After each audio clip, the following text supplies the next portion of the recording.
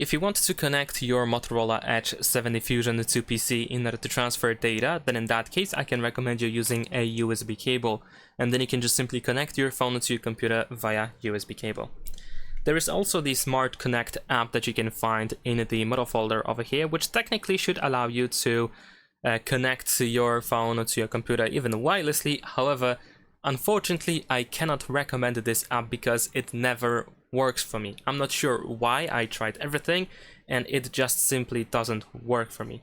So, of course, you can give it a try. Maybe in your case it's going to work, but in my case it never does. So that's why I just recommend you using the cable, because it pretty much always works.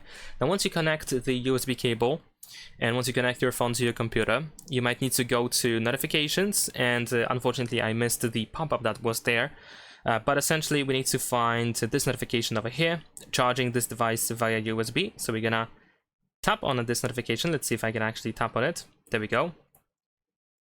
And there we go. Here in USB preferences, you want to select file transfer and verify yourself. Alright, so once we do that, we should be able to find our phone on our computer. So there we go. After opening the PC, I have my Motorola Edge 70 Fusion. I can just go over there to find the internal storage.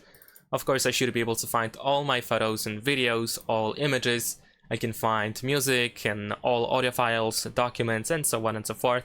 So now I can easily transfer files to my computer or from my computer. And that is pretty much it. Leave a like and subscribe.